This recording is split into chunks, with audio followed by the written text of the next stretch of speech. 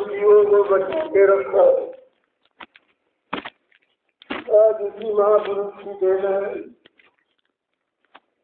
ये पर्व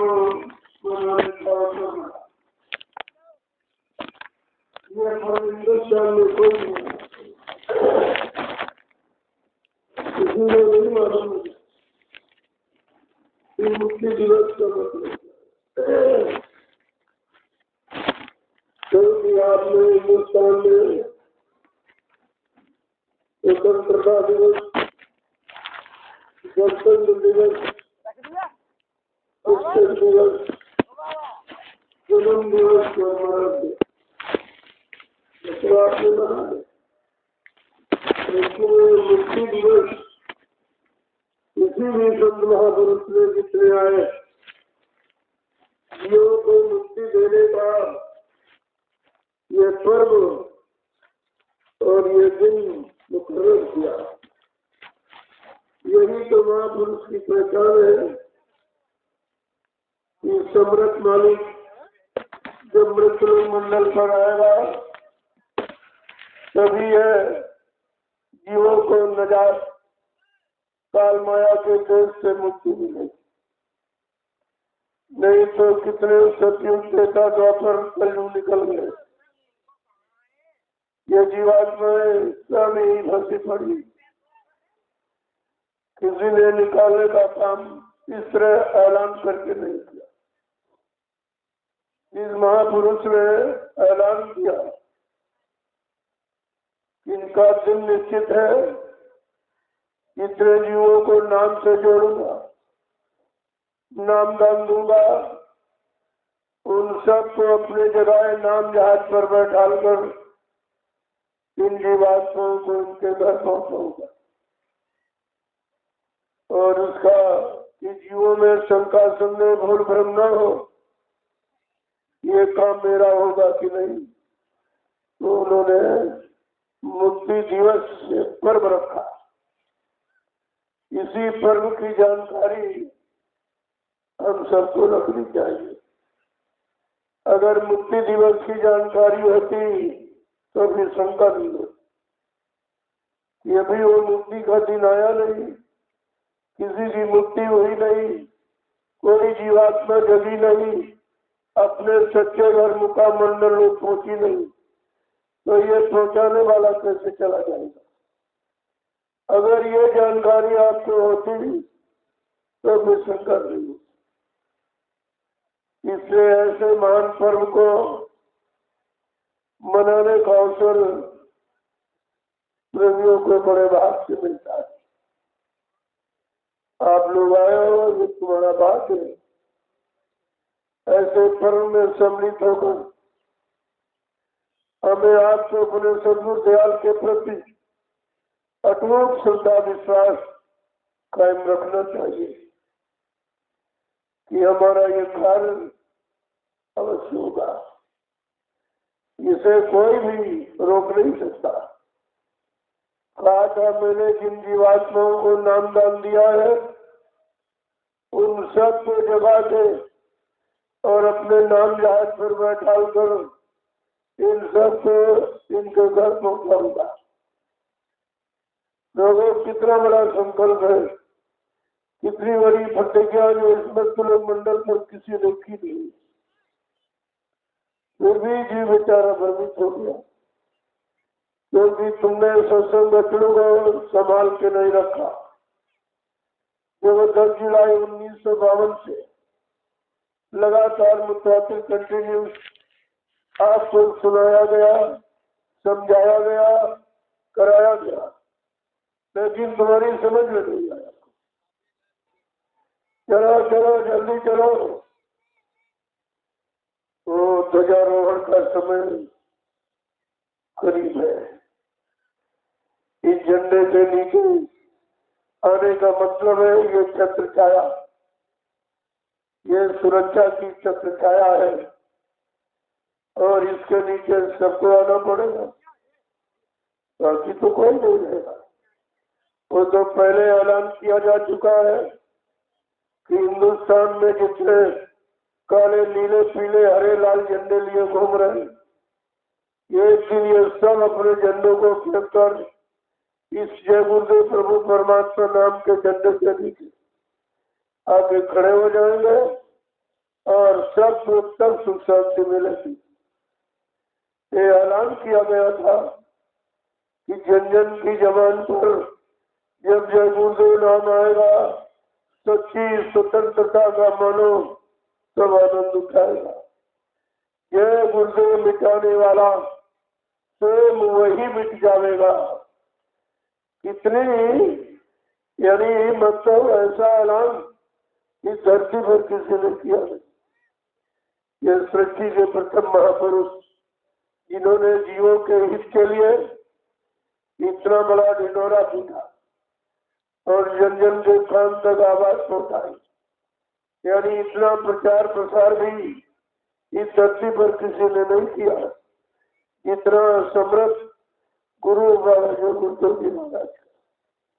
उन्होंने हिंदुस्तान का कोई प्रांत, कोई जिला, तहसील, ब्लॉक, शहर, कस्बा, गली गांव पूछा छोड़ा नहीं जहाँ पर हमदर्दी की आवाज, काम करने की आवाज, युग परिवर्तन की आवाज न पहुंचाई हो।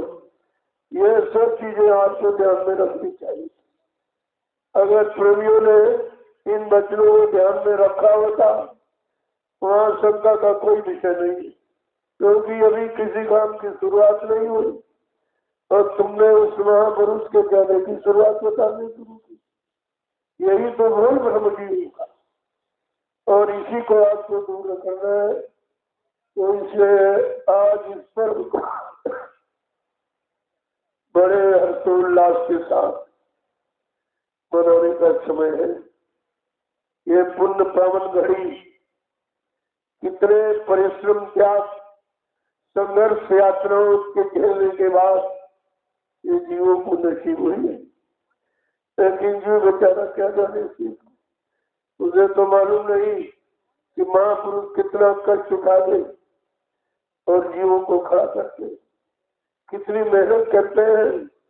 ये जीवात्माएं मुद्दतों से काल माया के देश में फंसी पड़ी है, इनको तो निकलने का मौका कोई देगा नहीं, क्योंकि जितने पिछले युगों में आए ऋषि मुनि योगी महान संसारी शक्तियां, समाज सुधारक, ज्ञानी विज्ञानी, उनके पास ये रास्ता नहीं था, ये युक्ति नहीं थी और उनको अधिकार भी नहीं था। वो तो जो सत्पुरुष के हुक्म से आएगा, इस मृत्युलोक मंडल में नाम को जगाएगा, नाम को सिद्ध करेगा, वही नाम दान देगा, यानी नाम डोर शब्द डोर पकड़ाएगा और अपने जगाए नाम जहाज पर बैठाल कर इन सब जीवात्माओं को उनके घर पहुंचाएगा। देखो कितनी बड़ी बात है, कितना बड़ा दावा, कितना बड़ा संकल्प है, कितनी बड़ी हमदर्दी। अगर ये विचारधारा जीवों में होती तो वहाँ कोई शंका का विषय ही नहीं। इस पर्व को मनाने के लिए सब प्रेमियों को अपनी अपनी जगह, अपने अपने घरों में, यानी 6:55 पर ये झंडा घरों में लगाया जाता है। क्या है ये? सुरक्षा का चिन्ह है। ये है छत्र छाया सुरक्षा की महापुरुष की। तो और इसके बाद में भी 3 बजे तक व्रत करते, क्योंकि सदगुरु दयाल ने हमारी आपकी सुरक्षा संभाल के लिए जब उस समय आपातकालीन स्थिति लगा दी गई, बाबा जी जब भविष्यवाणी करते थे 1975 में, तो यानी भविष्यवाणी लोगों को आगाह करते थे कि ऐसा समय आ रहा, ऐसा खराब समय उससे बचने बचाने के लिए ये हमारी सीख और शिक्षा तुम ले लो। और ये नामदान है, नाम की युक्ति है। ये नाम की युक्ति की जब कमाई करोगे तो काल माया कुछ नहीं कर सकते। इतना बड़ा अर्थ औजार ये नामदान शब्दबाण का आपको दिया, लेकिन आपने उसको भी नहीं समझ पाया इनका मतलब क्या सब है। तो बाबा जी जब भविष्यवाणी करते थे उस समय हिंदुस्तान की प्रधानमंत्री वो मुसलमान थी और कांग्रेस का शासन था। बाबा जी ने उस मुसलमान को बुला के कहा देखो बच्चे, ये गर्भपात नसबंदी, ये घृत योजना है, ये भूल हत्या है, इसको बंद करा दो। हमारे देश में इसी भारत भूमि पर 350 वर्ष मुसलमानों ने राज किया।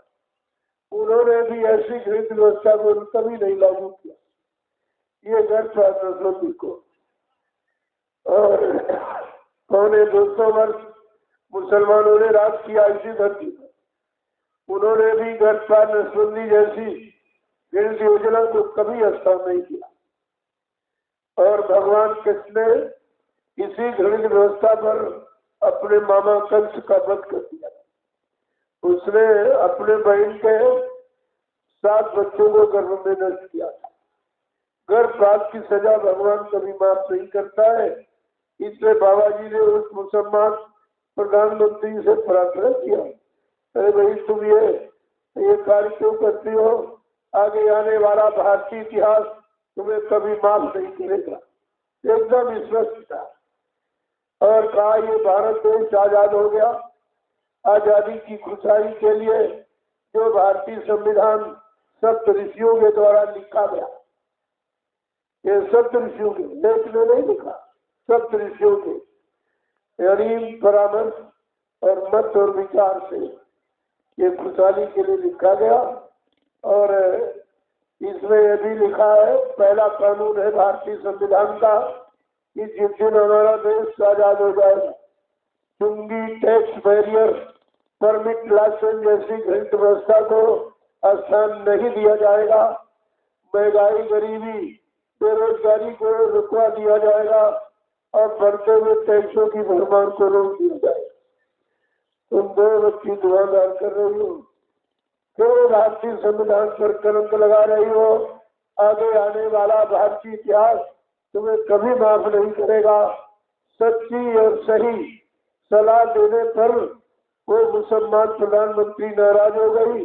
उसने 29 जून 1975 को बाबा जी पर आपातकालीन लगाकर और जेल में बंद कर दिया।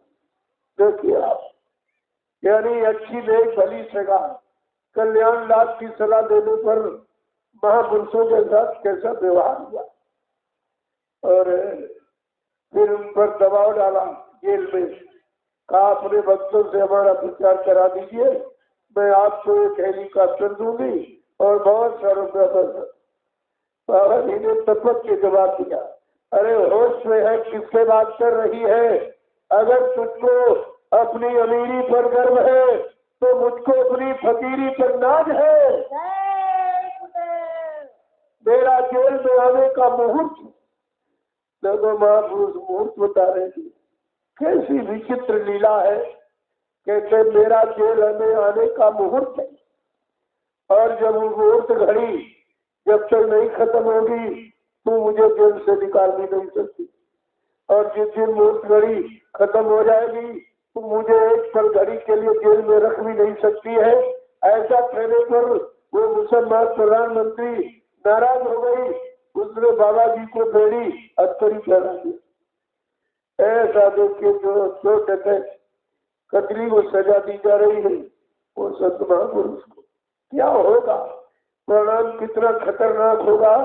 वो बाबा जी ने पहले ही कहा, जो संतों से टकराएगा वो चोर चोर हो जाएगा। इतनी बड़ी बात, इतने बड़ा ऐलान जिस महापुरुष ने किया, लेकिन महापुरुषों के इशारों को कोई नहीं समझ पाता। उनकी शक्ति को और उनकी यानी मतलब ये दिव्य दृष्टि को तो कोई नहीं जानता है। वो क्या जाने बेचारे। फिर उस प्रधानमंत्री ने ये एक कटघरे में भी बंद किया। किसने बंद किया कि मतलब यानी बाबा जी मर जाएंगे, क्योंकि जब भोजन पानी नहीं मिलेगा, हवा प्रकाश नहीं, तो ये बाबा खत्म हो जाए। तो मार डालने का कितना प्रयास। लेकिन इनको क्या मालूम है, जो समृद्ध मालिक सृष्टि का सृजनहार जब मंत्रिमंडल पर खुद आया है, उसे कौन मान सकता। उन्होंने पहले भी ऐलान किया, मैं परिवर्तन करने आया हूँ, परिवर्तन करके ही जाऊंगा। कोई माई दालाल हमको परिवर्तन से रोक नहीं सकता है, न मेरा काम कोई कर सकता है, न हमको अपने काम से कोई रोक सकता है।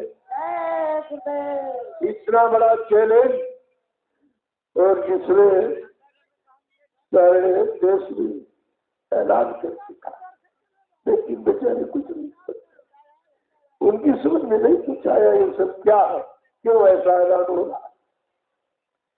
तो उस कटघरे में बंद कर दिया, और कटघरा रातों रात उत्तर प्रदेश की कभी जिला जेल में, कभी जिले की हेलीकॉप्टर, ये इसलिए घुमाया गया कि मतलब है नहीं कि 6 महीने में जब हवा प्रकाश और भोजन पानी नहीं मिलेगा तो बाबा जी खत्म।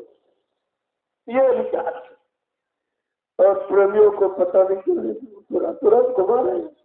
एक जगह तो रखा नहीं कि 6 महीने पूरे हो जाए, खत्म हो जाए। जब उन्होंने समझा अब तो ये मर गए होंगे, तो ये कटघरा दिल्ली की तिहाड़ जेल में खोला। जब कटघरा खोला गया तो एकदम भव्य प्रकाश, एकदम भव्य प्रकाश, बाबा जी साधना लीन, कपड़े एकदम जैसे फर्श किए देखिए, लीला देखिए महापुरुष की। और ये देखकर जेल के जो कर्मचारी थे बेचारे बहुत डर गए, बड़ा भाई ये क्या हो गया। और तुरंत कर्मचारी अधिकारियों ने वो मुसलमान प्रधानमंत्री के पास खबर भेजी कि बाबा जी मरे नहीं, बल्कि ऐसा ऐसा चमत्कार हुआ। वो भी घबरा गई और घबरा कर अपने गुरु देवराम बाबा के पास गई, प्रार्थना करने लगी कि महाराज ये जय गुरुदेव नाम के महात्मा को क्या है। तो देवराम बाबा ने कहा, बच्ची उनको छेड़ना मत, वो युग पुरुष है, वो युग सृष्टा है, युग दृष्टा है। अगर वो पलक बंद कर ले तो प्रलय हो जाए। कहा महाराज हमने तो उनको जेल में बंद किया, हमने उनको बेड़ी हथकड़ी बनाई, हमने उनको मार डालने के लिए कटघरे में बंद किया, और 6 महीना मैंने कटघरा घुमाया। कहा अरे बच्ची जा जा माफी मांग ले, वो दयालु है, माफ कर देंगे। वो मुसलमान प्रधानमंत्री सन 1979 में मथुरा आश्रम माफी मांगने गई और चरणों पर सिर को रख दिया और 80 मिनट तक रोती रही। ये दयालु कृपालु ऐसे अनोखे सृष्टि के महापुरुष, इन्होंने उसको क्षमा कर दिया और आशीर्वाद दिया। वो दोबारा फिर प्रधानमंत्री बन गई। देखिए, संतों के यहाँ कोई बदले की भावना नहीं, तुम चाहे स्तुति करो चाहे निंदा करो, लेकिन उनका जो काम है दया का वो कभी खत्म नहीं करती। वो प्रधानमंत्री बन गई, लेकिन उससे वादा कराया, देखो ये काम मत करना, ये काम मत करना, ये काम मत। 11 शर्तें उनके सामने रखी और उसने सब में हाँ कर दिया। और लेकिन और ये भी सुनाया उसको, कहा देखो बच्ची, जब आदेश का पालन नहीं होता है तो ये वरदान श्राप बन जाता है। कहानी सुना के कहा कि भस्मासुर ने भगवान शंकर की अखंड तपस्या की और करके उन्होंने वरदान दे दिया, कहा जा तू जिस पर हाथ रख देगा वो भस्म हो जाएगा। तो उसने सोचा कि ये ट्रायल टेस्ट टीवी पर करके देखे, तो वो शंकर जी के पीछे पड़ गया।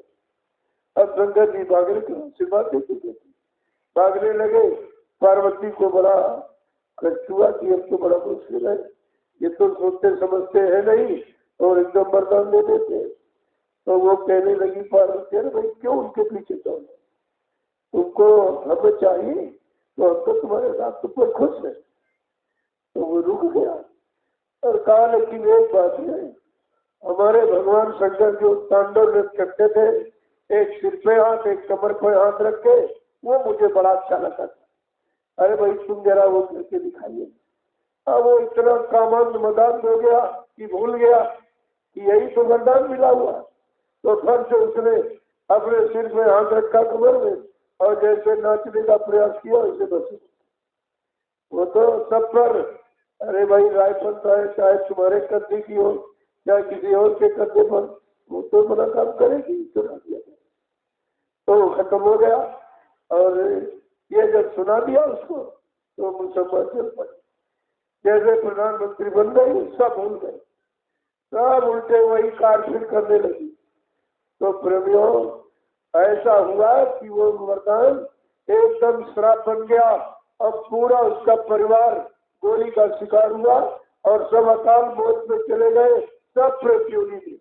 आज भी वो चक्कर मार रहे, रो रहे, चिल्ला रहे, कोई सुनने वाला नहीं। इसलिए महापुरुषों के वचनों को सुनना तो सरल है, लेकिन पकड़ना और पकड़ के रखना और उसके अनुसार चलना, अपनी रहनी गहनी बनाना, ये बहुत मुश्किल। यही आपको करना चाहिए।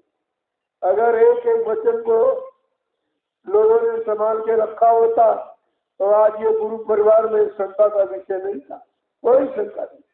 अरे वहां तो शंकाओं का समाधान किया जाता और तुम दरबार में पहुंचकर शंका में ही फंस के रहेगी।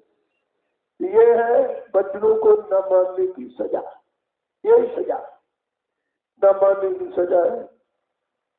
तो कहने का मतलब यह है कि किसने क्या नहीं किया। और इसलिए ये तो पहले भी मीरा जी के गुरु थे संत रविदास जी, उन्होंने जो हजारों वर्ष पहले आए, उन्होंने पहले ही ऐलान किया कि इस सृष्टि का संतुलन ठीक करने के लिए सबको न्याय, सुरक्षा, रोजी रोटी की व्यवस्था देने के लिए और सब जीवात्माओं को जगाकर उनको उनके घर पहुंचाने के लिए समर्थ मालिक आएगा। वो अवतारी होगा, अति विस्मयकारी होगा। देखिए सब लिख दिया, सब लिख करके कहा, ऐसे नहीं है। और कहा क्या कि वो ढूंढ ढूंढ के बदला देगा, सब हिसाब चुकता कर देगा। मंत्री, मिनिस्टर, नेता अपने घर में चुपकेंगे, छिपेंगे, ऐसा समय लाके खड़ा हो जाएगा। जो जो कहा वो देखो सब कहा कि सब, और वो पूरी भविष्यवाणी है, तो पढ़िए आप। तो साइन बोर्ड पूरे हिंदुस्तान में बना दिया गया और कहा ये सब जगह लगा दीजिए, सबको जानकारी मिल जाए तो शंका संदेह मूल ब्रह्म तुम्हारा ऐसे ही। जब उसे पढ़ोगे तो उसमें सब कुछ संत रविदास जी ने महापुरुष के बारे में सब लिख दिया। वो कैसा महापुरुष होगा, कौन से काम करेगा, कैसे कैसे, मतलब यानी ये सब जीवों को कैसे खड़ा करेगा, और बुरे विचार रखने वाले, गंदा खान पान करने वाले, इन सब को यानी ऐसी युक्ति बता देगा, ये सब खत्म हो जाए और भारत अखंड देश और विश्व का गुरु बनेगा। ये विश्व गुरु भारत देश, ये और किसी का ऐलान नहीं है, ये समृद्ध गुरु का ऐलान। विश्व गुरु हो भारत देश, उन्होंने सब बताया। और अपनी उनकी जो व्यवस्था है दूरगामी, जिसको कहते हैं दूरदर्शी। दूरदर्शी कोई राजनीतिक शब्द नहीं है, दूर तक देखने वाला, दूर तक सोचने वाला, दूर तक विचारने वाला और सबके कष्ट मुसीबत को दूर करने वाला, उस व्यवस्था का नाम है दूरदर्शी। ये भी लोग नहीं सारा समझता। अरे महात्मा ये काम नहीं करते, वो सबके हित का और सबके भले का काम करते। तो आपको ये सोचना चाहिए। जय गुरुदेव, जय गुरुदेव, जय गुरुदेव, जय गुरुदेव। नाम किसका? प्रभु का प्यारा नाम। प्रेमियों, आज मुक्ति दिवस का महान पावन पर्व और ईश्वरीय ध्वजा जो फहराई जा रही है, इसका मतलब, इसका प्रकाश ये पूरे विश्व को प्रकाशित करेगा। ये झंडा मामूली चीज नहीं, झंडा एक अधिकार है, झंडा एक चिन्ह है और झंडा एक मर्यादा है और झंडा एक संगठन का सूचक है। ये सब चीजें आपको ध्यान में रखनी चाहिए। आप सब लोग प्रेम भाव में संगठित होकर इस ध्वजा को फहराएंगे।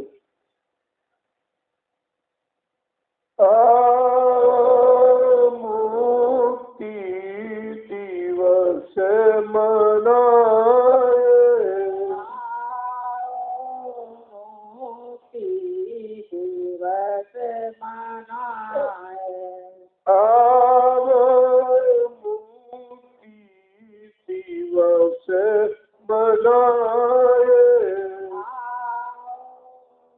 मुक्ति दिवस मनाए, जय गुरुदेव ध्वजा फहराए।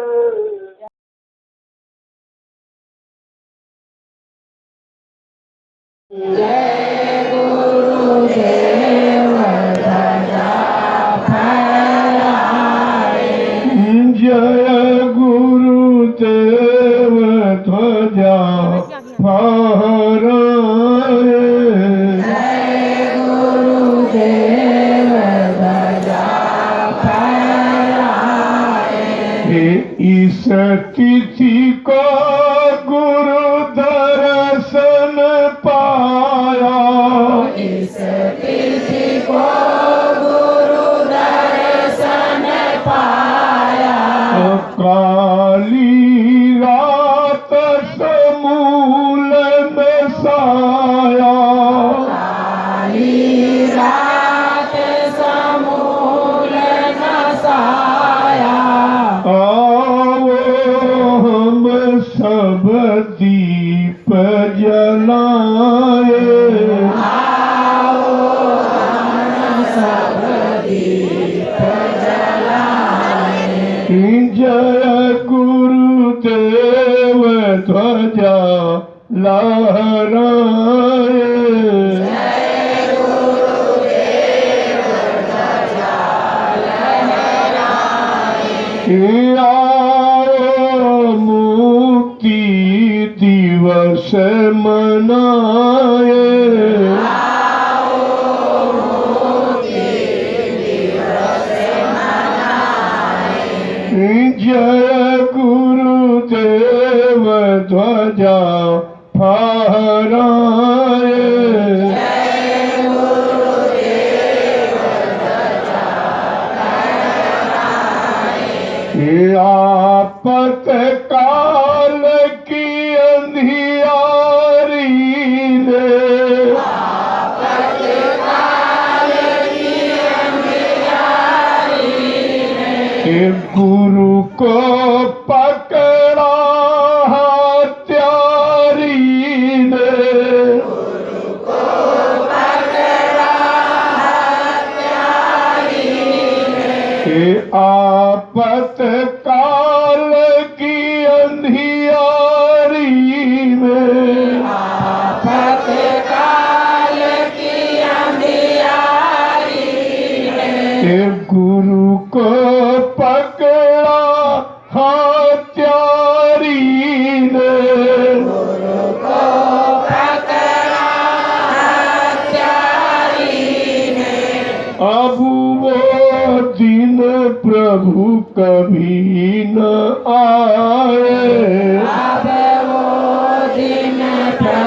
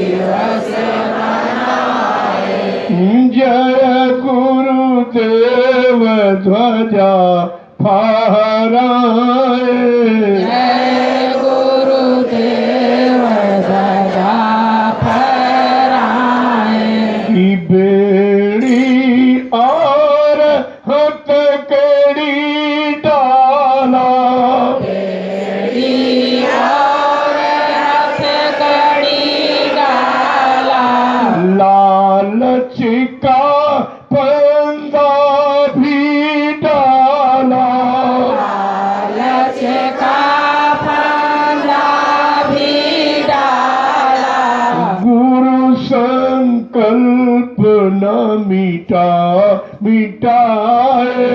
गुरु संकल्प न मिटाए गुरु संकल्प न मिटाए गुरु संकल्प न मिटाए आओ मुक्ति दिवस मनाए आओ मुक्ति दिवस मनाए जय गुरुदेव ध्वजा फहराए जय गुरुदेव ध्वजा फहराए कि नाना कष्ट गुरु ने झेला नाना कष्ट गुरु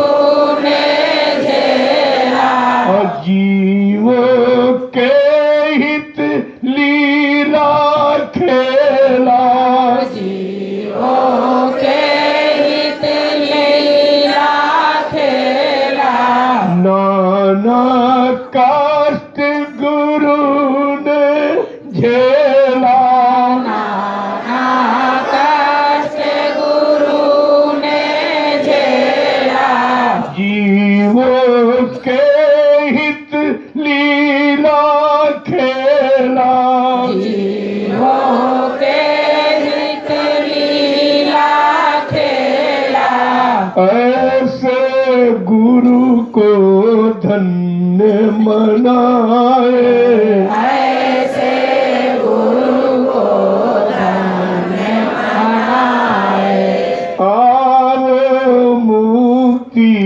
दिवस मनाए आओ मुक्ति दिवस मनाए जय गुरुदेव ध्वजा लहराए जय गुरुदेव ध्वजा लहराए जेल तिहार से निकले स्वामी तिहाड़ से निकले स्वामी जेल तिहार से निकले स्वामी जेल तिहाड़ से निकले स्वामी घर घर खुशियाँ मनाई अनुगामी घर घर खुशियाँ मनाई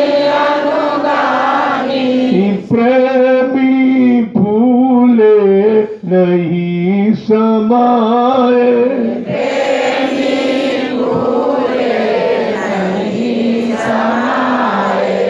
प्रेमी भूले नहीं समाए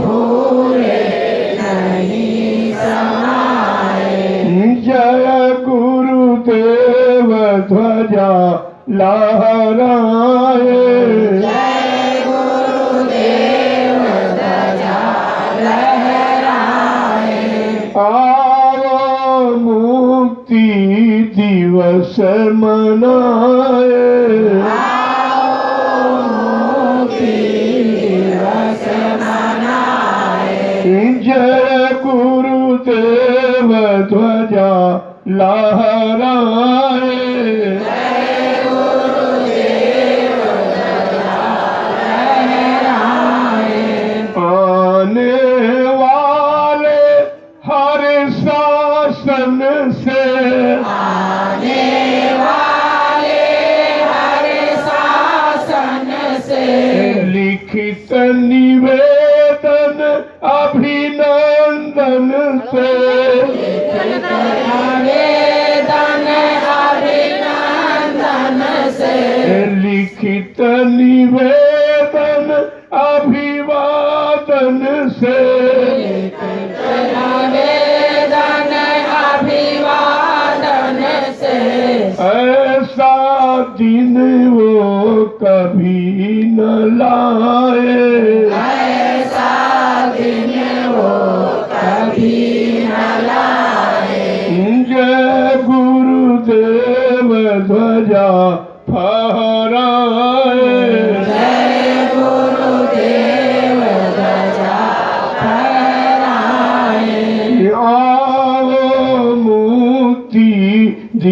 दिवस मनाए। दिवस मनाए।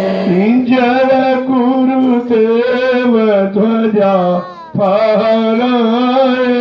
जय गुरुदेव ध्वजा फहराए।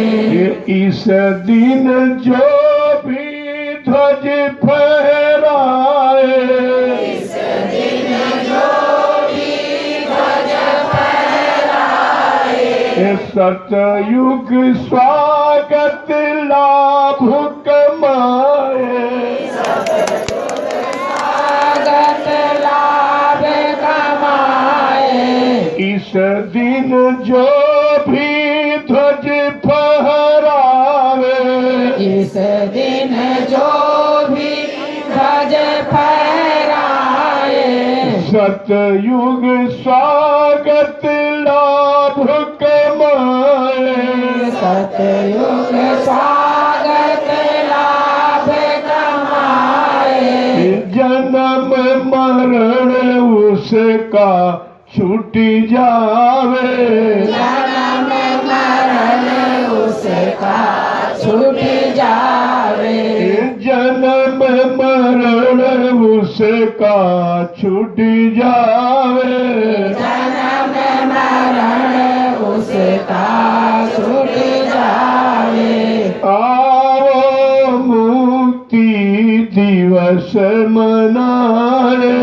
आओ मुक्ति दिवस मनाए। जय गुरुदेव ध्वजा लहराए। जय गुरुदेव ध्वजा लहराए। पुनि पुनि बंदन गुरु प्यारे को। पुनि पुनि बंदन गुरु प्यारे को। सूरति बसे हृदय प्यारे की। सूरत हृदय प्यारे की। पुनि पुनि बंदन गुरु प्यारे को। पुनि पुनि बंदन गुरु प्यारे को। सूरत बसे हृदय प्यारे को। सूरत बसे हृदय प्यारे को। गुरु की दया कृपा हम पाए। गुरु की दया कृपा हम पाए। गुरु की दया कृपा हम पाए। गुरु की दया कृपा हम पाए। आओ मुक्ति दिवस मनाए। आओ मुक्ति दिवस मनाए। जय गुरुदेव ध्वजा लहराए।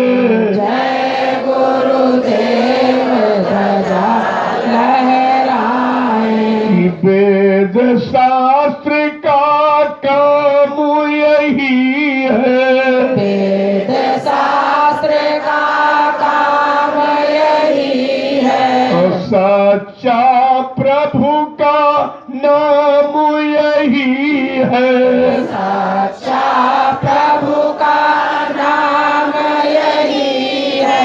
सब हिल मिल कर ध्वज लहराए। सब हिल मिल कर ध्वज लहराए।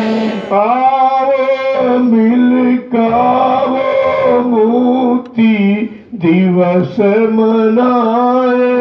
आओ मुक्ति दिवस मनाए। जय गुरुदेव ध्वजा लहराए। जय गुरुदेव ध्वजा लहराए। ब्रह्म के मेघ हटाना चाहो। के मेघ हटाना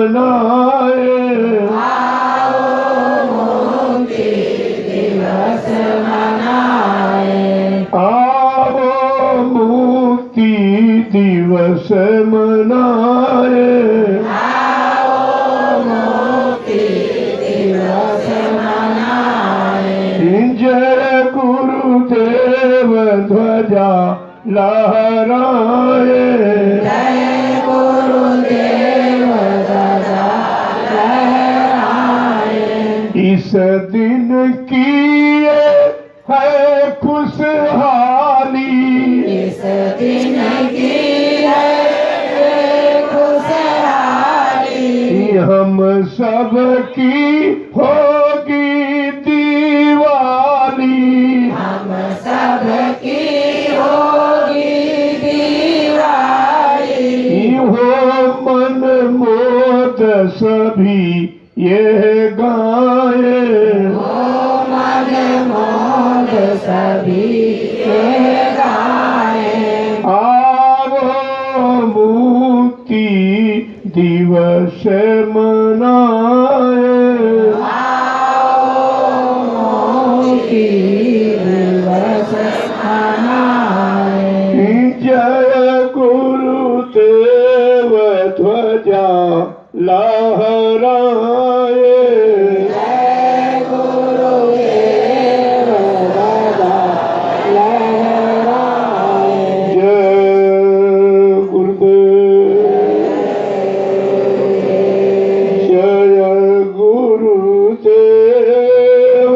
जय गुरुदेव, जय गुरुदेव, जय जय गुरुदेव, जय गुरुदेव, जय गुरुदेव, जय गुरुदेव, जय जय गुरुदेव, मेरे मातु पिता गुरुदेव, जय गुरुदेव, जय जय गुरुदेव,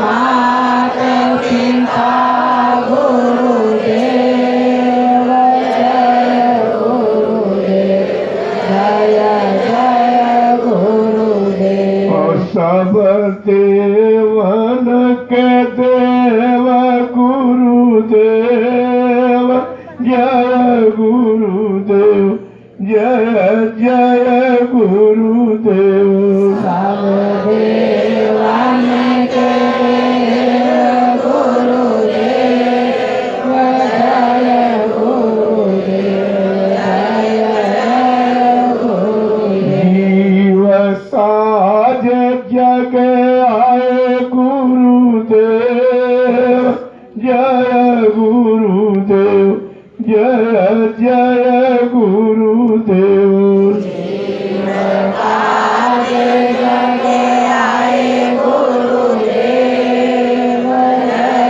गुरुदेव, जय जय गुरुदेव, अपना भेद बताए गुरुदेव, जय गुरुदेव, जय जय गुरुदेव, अपना भेद बताए गुरुदेव, जय गुरुदेव, जय जय सत स्वरूप रूप गुरुदेव, अलख रूपी रूप गुरुदेव, स्वरूपी रूप गुरुदेव, अलग रूपी रूप अगम स्वरूपी रूप गुरुदेव, पुरुष अनामी रूप गुरुदेव, स्वरूपी रूप गुरुदेव, पुरुष अनामी रूप सबके स्वामी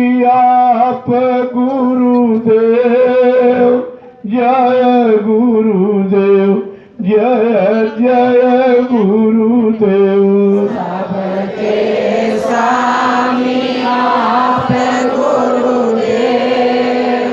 जय गुरुदेव, जय जय गुरुदेव। ओ इनकी शरण मेरे मन ले, जय गुरुदेव, जय जय गुरुदेव।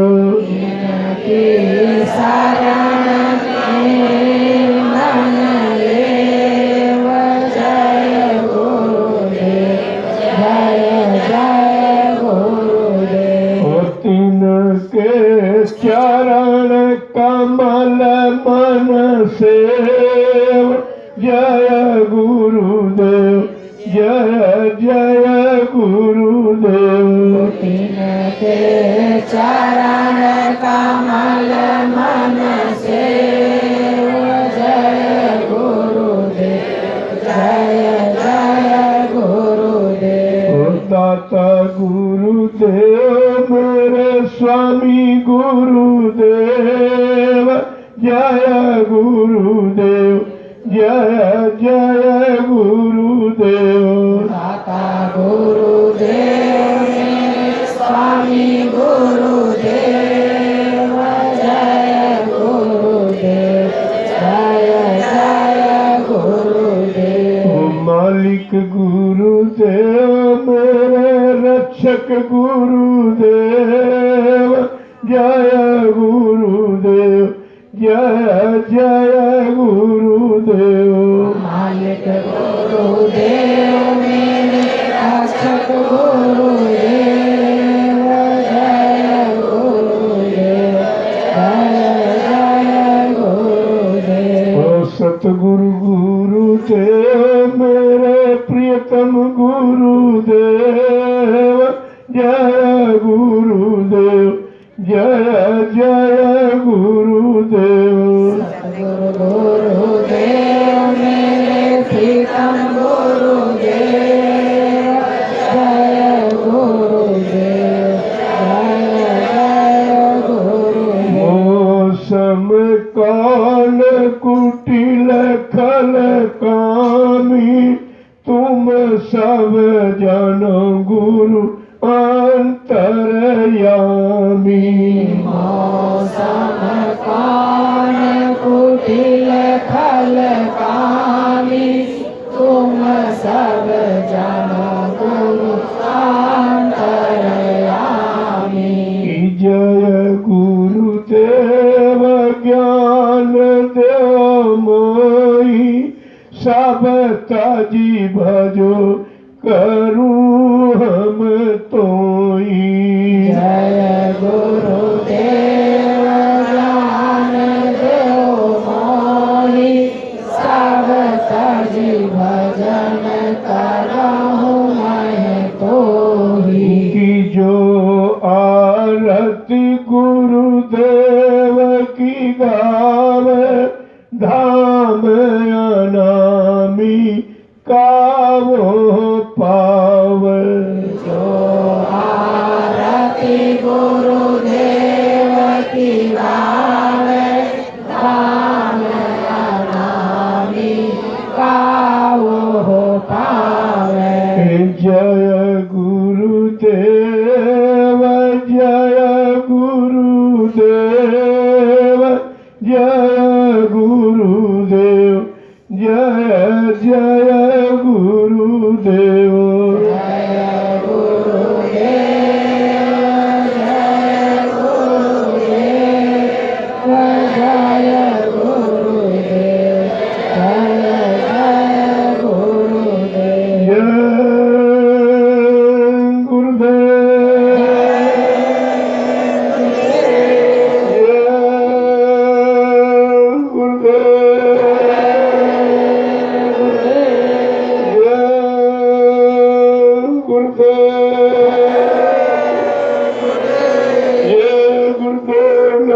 किसका? प्रभु का। जय गुरुदेव नाम किसका? प्रभु का। जय गुरुदेव नाम किसका? प्रभु का। प्रभु का प्यारा नाम सतयुग को लाएंगे, विश्व में शांति को लाएंगे, जन जन में प्रेम को लाएंगे।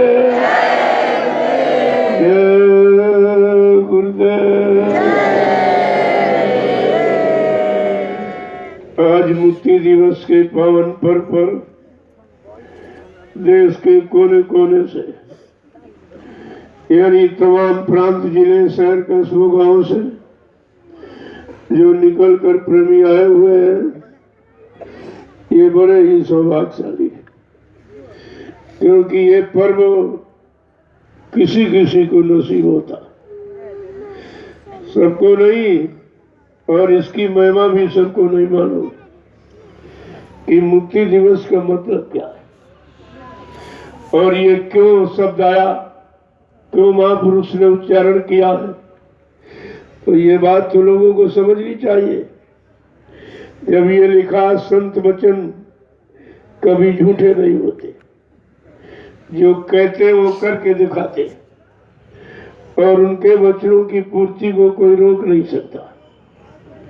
वो सृष्टि के सक्षम महापुरुष, तो जिनसे काल और ईश्वर और ब्रह्म, पार ब्रह्म, महाकाल सब डरता, ऐसा सम्राट महापुरुष जब धरती पर आता है तभी जीवों के लिए अनोखा शब्द उच्चारण करता।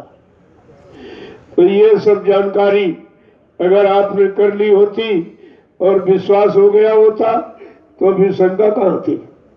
शंका तो इसलिए कि आपने उन वचनों को समझा नहीं, तुमने साधारण इंसान समझा, इंसान की जबान समझी, तो आप धोखे में हो गए। तो इस सबको ध्यान में रखिए। ये पर्व त्योहार ही उस महापुरुष की असली शक्ति का परिचय, जो सृष्टि में जीवों को मुक्ति दिलाने आया और उसका दिन मुकर्रर है।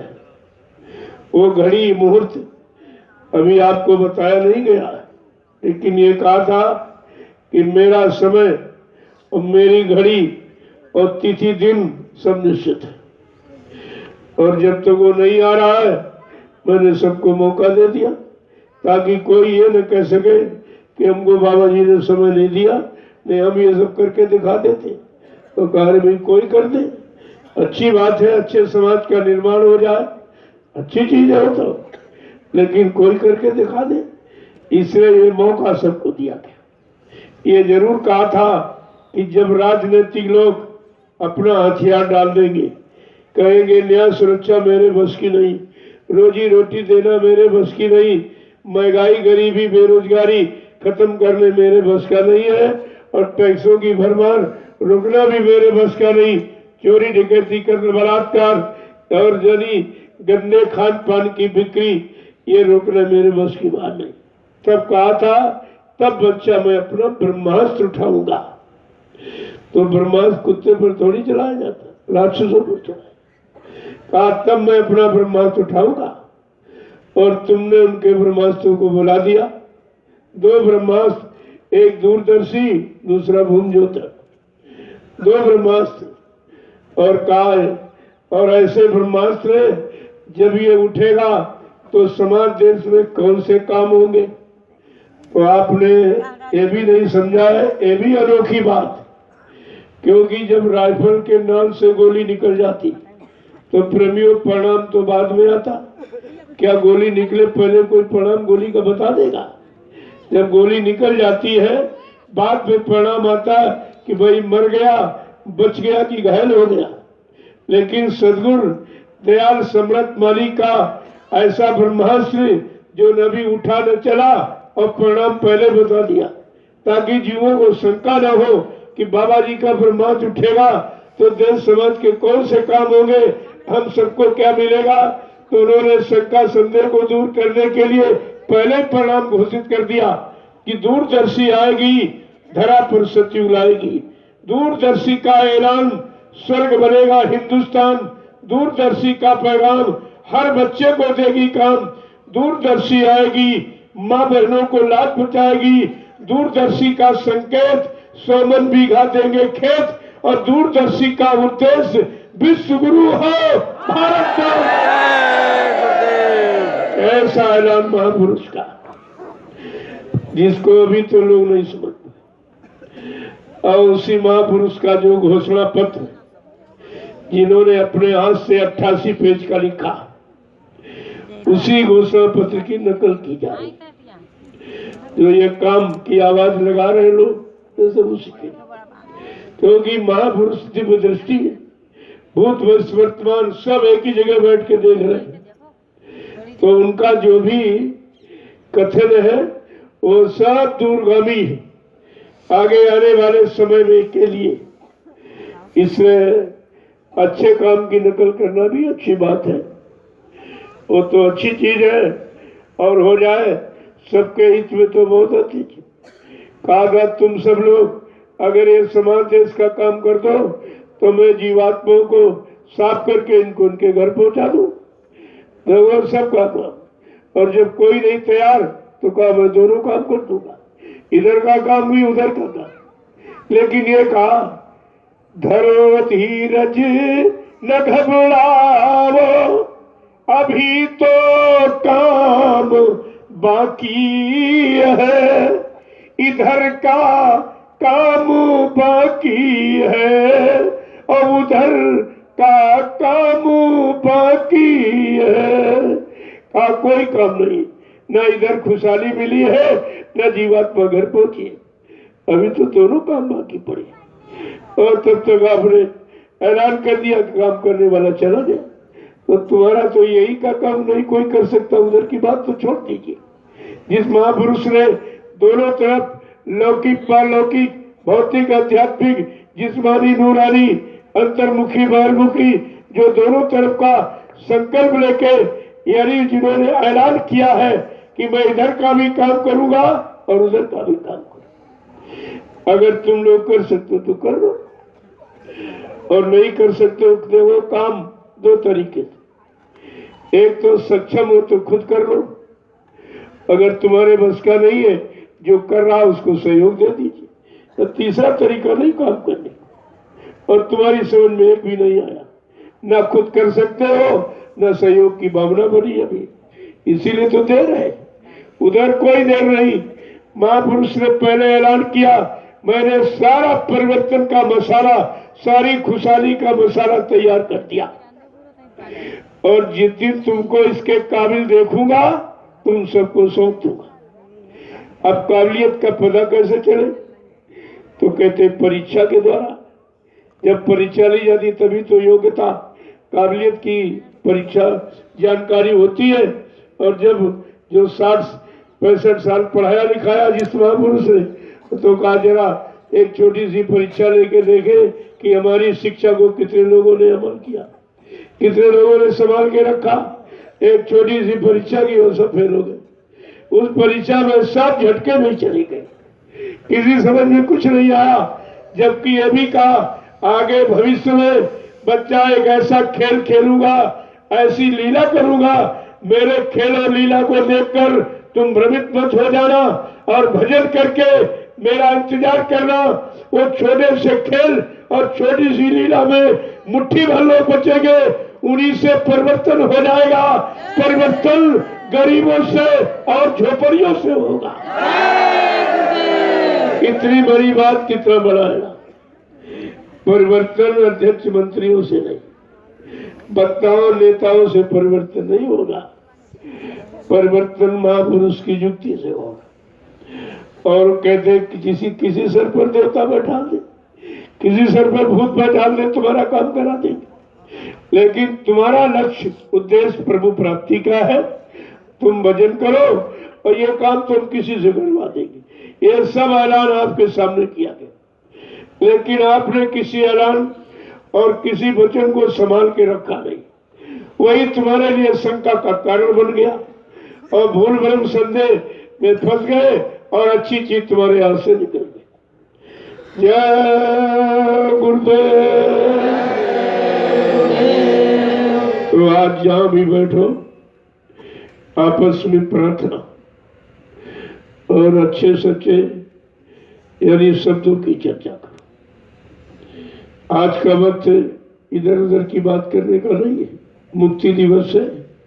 अगर मुक्ति पाना है, काल माया के देश से छुटकारा पाना है, तो सदगुरु के वचनों को याद करो, उनको मनन करो और अपने गुनाहों की माफी मांगो। ये तो करना चाहिए आपको। तो ये सब लोग मतलब यानी अपने अपने भाव विचारों को सदगुरु दयाल के समक्ष रखकर और अपने गुनाहों की माफी मांगो। वो दयालु है, कृपालु, माफ कर देंगे। वो माफ करने ही आए, उनका दूसरा काम नहीं है। यहाँ सजा देने का काम ही नहीं होता, ये तो दरबार ही ऐसा है। यहाँ सजा नहीं दी जाती, सबक सिखाया जाता। सबक और सजा में फर्क है, और सबक ही प्रायश्चित का कारण बन जाता। अब प्रायश्चित करना ही ये भी एक माफी मांगना ही है। तो ये सब करिए आप, और 3 बजे तक आप व्रत करें। जब 3 बज जाएगा तो भोजन भंडारा तब तक तैयार कर लेंगे। आप भोजन करके सत्संग में आ जाइए, और सत्संग 3 बजे के बाद होगा, क्योंकि भोजन में समय लग जाएगा आपको। तो ये चीज को बराबर ध्यान में रखिए।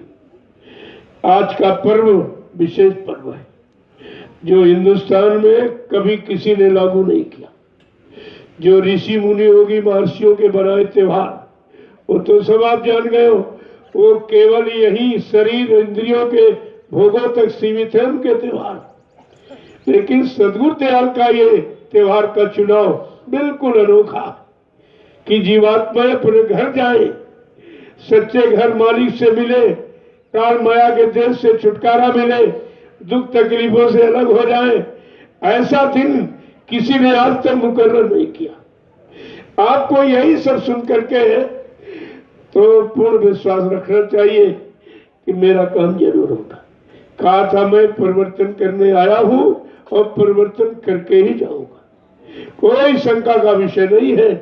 मैंने जिनको नामदान दिया है उन सब जीवात्माओं को जगा के अपने जगह नाम जहाज पर बैठाल कर इन सब को इनके घर पहुंचाऊंगा। जब तक एक भी जीव यहाँ रहेगा मैं बराबर मौजूद रहूंगा। जब मेरे जगह सारे जीव चले जाएंगे मैं पीछे से जाऊंगा। तो फिर आपको शंका किस बात? इसमें कौन सी शंका थी? लेकिन वही बात है, जब बच्चों को संभाल के रखा नहीं तो इधर चले। तुमने अपना सारा समय जो मथुरा जाते थे केवल पिकनिक मनाने, भंडारे तलाश करते रहते, कहाँ अच्छा कहाँ वीआईपी बनता है, बाजार से सामान खरीदा घर चले जाए। लेकिन गुरु का सामान तो आपने खरीदा नहीं, उनके बच्चों को तो आपने संभाल के रखा नहीं, और इसीलिए साहब शंका घुस गई। शंका बड़ी दुखदाई होती। अगर शंका परिवार में आ जाए तो भाई भाई में तुरंत बंटवारा करा, ऐसी खराब। और शंका अगर पति पत्नी के बीच आ जाए तो कोर्ट कचहरी मुकदमा अदालत तलाक करा देती। इसीलिए शंका का इतिहास तुम्हारे सामने लिख के रखा गया कि तुम अपने में शंका कभी मत करना। सबसे खतरनाक शंका एक भूत है जो सवार हो जाता फिर निकलता नहीं। एक इतिहास तुम्हारे सामने लिखा गया त्रेता युग में, वो विद्वान ब्राह्मण रावण का, उतना बड़ा विद्वान अभी तक लिखा भूते न भविष्यति, 4 वेद 6 7 18 पुराणों का ज्ञाता था। उसमें भी शंका हो गई, अरे तुम्हारे पास तो कुछ भी नहीं, तुम्हारे पास तो कोई न बल है, न बुद्धि है, न ज्ञान, न विवेक है। वो तो बड़ा विवेकी ज्ञानी था। जब उसमें शंका पैदा हो गई, और किस बात की कि समय के भगवान के नाम में शंका, और भगवान में शंका हो गई। कह रहा था ये राम नाम भगवान का नाम है ही नहीं, और ये राम भी भगवान नहीं। कहा मैं इसको नहीं मानता हूं। ऐसी शंका जब उसके अंदर घुस गई, प्रेमियों इसी शंका में सोने की लंका चली गई। शंका में लंका खो बैठा, और तुमने समर्थ गुरु में शंका किया तो तुमने गुरु की दया खो दिया। अब ये दया कहीं मोल सुनने वाली है नहीं, और ये कोई दे भी नहीं सकता। दया सबके पास होती है। वो तो आप दया यही नहीं समझते दया है कहाँ। तुम्हारे शरीर में 2 घाट, ये दया का घाट है और ये दुआ का घाट। ये मन का स्थान, ये जीवात्मा का स्थान। जब यहाँ पर सतगुरु दयाल की जो युक्ति नाम की थी, जब उसकी कमाई यहाँ करोगे तो दया मिलेगी, और दया ले जाने वाली और दुआ फंसाने वाली, तो वो दोनों चीजें। और तुम सतगुरु दरबार में आए तो अभी दुआ ही मांग रहे हो, ये कर दीजिए वो कर दीजिए। अरे ये हो भी जाएगा तो इससे तुम्हारा कौन सा कल्याण हो जाएगा? तुम अपने कल्याण की बात सोचो कि हमारी जीवात्मा मुद्दतों से कितने काल युग समय निकल गए, ये यहीं पर फंसी पड़ी है। एक अवसर, ये मौका महापुरुष ने दे दिया कि चलो सब लोग तैयार हो जाओ और सबको यानी तुम्हारे घर ही पहुंचा दूं, बीच में मैं छोड़ने वाला नहीं हूं, किसी भी लोग पे नहीं छोड़ूंगा। कहा मैं सीधे सतलोक ले जाऊंगा, वही छोड़ूंगा, दिखाऊंगा सब, अनुभव कराऊंगा सब, सारे लोगों का अवलोकन कराते कराते और ले जाऊंगा वही जहां की तू जीवात्मा रहने वाली। जब तू अपने घर में पहुंच जाएगी तब तुझे सुख शांति हो जाएगी। देखो यहाँ आप सत्संग में आए हो, यहाँ कितनी फैसिलिटीज अवेलेबल करा दी जाए, कितनी सुविधाएं आपको दे दी, लेकिन जो 5 दिन का समय रखा गया और 5वें दिन फौरन आपको घर की याद आने लगेगी, चाहे जितनी अच्छी सुविधाएं यहाँ दी, क्योंकि आदमी को अपने घर में शांति मिलती, भले वो टूटी फूटी झोपड़ी हो उसी में शांति मिलती। इसी तरीके से जीवात्मा को काल माया के देश में, राजा के शरीर में, धनी मानी के सभी शरीर में, ये सब में गई लेकिन शांति नहीं मिली। शांति मिलेगी जब अपने घर पहुंचेगी, जब अपने सच्चे घर मुकाम मंडल लोग पहुंचेगी तब इसको शांति। अब शांति दिलाने वाला जब सतलोक सचखंड अनामी धाम प्रभु धाम से कोई शांति दूत आएगा, वही इसको शांति का पाठ पढ़ाएगा और शांति की रास्ता पकड़ाएगा और शांति देश में पहुंचाएगा। बाकी ये काम सृष्टि में किसी का नहीं। अगर ये सब जानकारी तुम्हारे पास होती तो फिर तुम किसी के बहकावे में थोड़ी आते, किसी के लोभ लालच में थोड़ी आते। कोई नकली गुरु बन जाए, दाढ़ी बाल रख ले, गुरु का कपड़ा पहन ले, तो गुरु हो जाएगा? अरे गुरु काम को कहते, नाम को, बनावट को गुरु नहीं कहते। तो आपने गुरु की परिभाषा नहीं पढ़ी। जब अगर गुरु की परिभाषा पढ़ लेते तो कोई शंका नहीं थी, क्योंकि तुम जब मथुरा जाते थे तो याद करो कि तुमको कितने अनुभव गुरु लेकर आए थे कि आगे कोई नकली गुरु बनकर तुमको धोखा न दे दे। तो उन्होंने कितने अनुभव कराए। जब लाइन में आप दर्शन करने खड़े होते थे तो गुरु तुम्हारे सिर में हाथ रखते, तुम्हारी शंका चिंता सब खत्म। ये अनुभव आपको कराया कि अगर कोई कह दे हम गुरु, या हमको गुरु पावर मिल गया, या हमको मालिक बन गए हम, तो फौरन उसे कहो हमारे सिर पे जरा हाथ रखिए, मैं जरा परीक्षा करके देख लूं। क्योंकि गुरु जब हाथ रखते थे तब ये शांति मिलती थी, ये देखे तुमको पावर मिला होगा तो वही गुण तुम्हारे में भी आ गया होगा, तो फौरन जब हाथ रखते तो आप पता चल जाता। तो आप ये सब परीक्षा के लिए तुमको सिखाया गया था कि आगे कलयुग खराब समय आ रहा, और उसमें कहा था तमाम लोग अपने नाम के आगे संत लिखने लगेंगे, सदगुरु लिखने लगेंगे, यानी मतलब सरकार लिखने लगेंगे, महाराज लिखने लगेंगे। लेकिन तुमको यह अनुभव गुरु ने इसी लेकर आया था।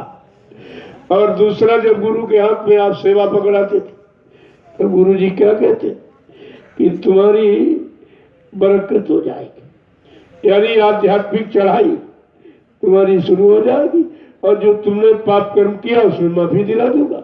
सेवा का मतलब ये होता, आध्यात्मिक तरक्की और पाप कर्मों में माफी। तो आपको कहना चाहिए था कि भाई सेवा तो आप ले रहे हो, क्या आध्यात्मिक हमारी तरक्की कर सकते हो या पाप कर्मों में माफी करा सकते हो? तो सेवा का अर्थ तुम्हारी समझ में आ जाता कि सेवा कहाँ देनी चाहिए। तीसरा अनुभव गुरु ने कराया, जब तुम लाची दाना पेठा बतासा चीनी लेके खड़े होते, ऐसे स्पर्श करके प्रसाद बना देती, तुम्हारी तमाम बीमारी, महामारी, लड़ाई झगड़ा, दैवी गुरु दुर्घटना, ये सब में काम आता था।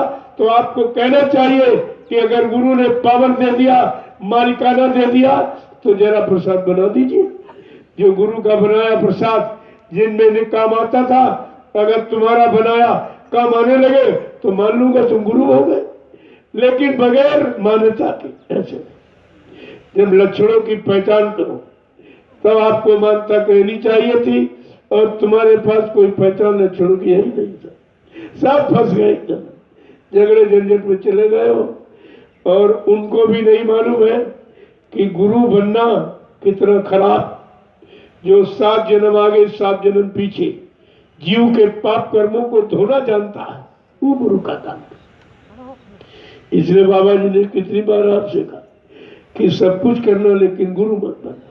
बहुत गंदा काम है, बहुत खराब काम है। दूसरे के पाप के बोझों को ढोना ये सबसे खराब काम। लेकिन बात ही कौन मानता है।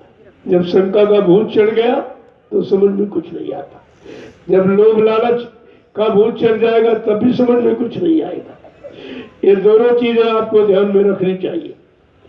इसलिए अब आप जाइए और जहां बैठो आपस में प्रार्थना पाठ, आपस में गुरु शब्दों की चर्चा, ये सब आपको करे।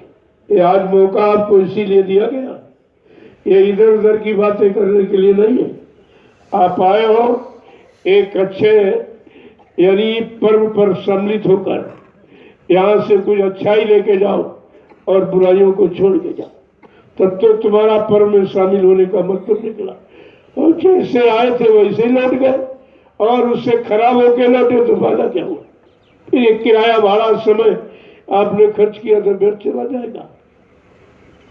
जय गुरुदेव। देखो सब लोग भंडारों की सेवा में लग जाओ तो जल्दी हो जाने को। एक बात है, यहाँ बच्चे एक्सरसाइज करते, तो कल भी आपको मना किया गया था कि यहाँ कोई गंदगी मत फैलाइए। इतना भारी मैदान उधर पड़ा हुआ है, लेकिन तुम्हारी समझ में नहीं आता। अगर तुम्हारी गंदगी कोई दूसरा व्यक्ति उठाएगा तो ये सब तुम्हारा वजन कट जाएगा। जो भी सेवा कर रहे हो वजन करो, सब खत्म। क्योंकि जो तुम्हारी गंदगी उठाएगा तुम्हारा सब ले लेगा। ऐसा कोई काम यहाँ मत करो।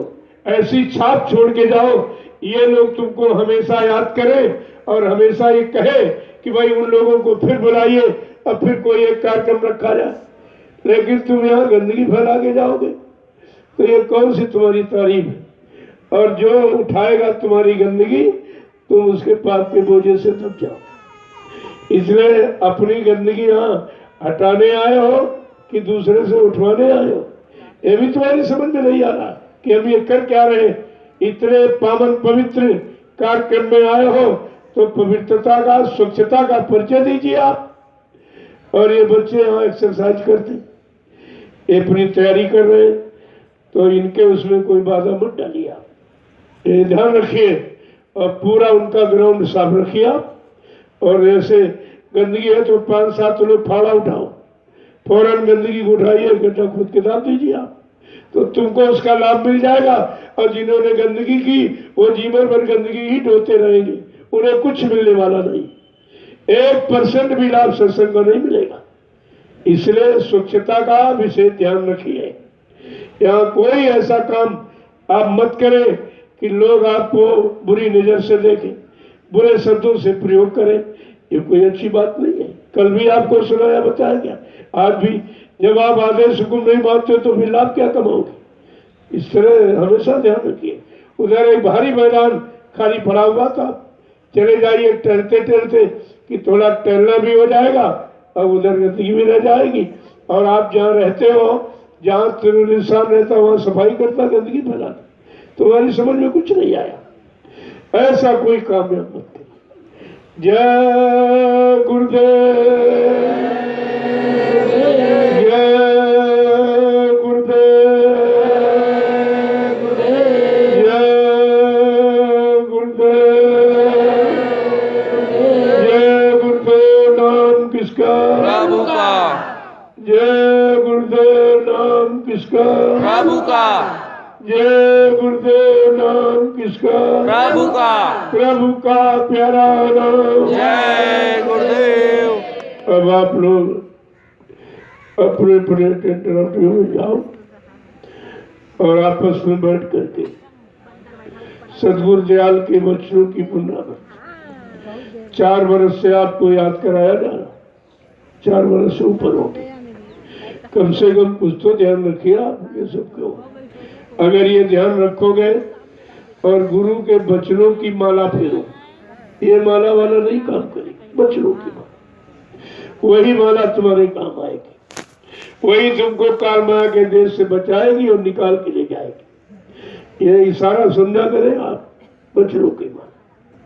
तो बैठ के चर्चा करो, क्योंकि आज का दिन उस महापुरुष की याद का, जिन्होंने हमारे आपकी जीवात्मा के कल्याण के लिए कितने कष्ट उठाए।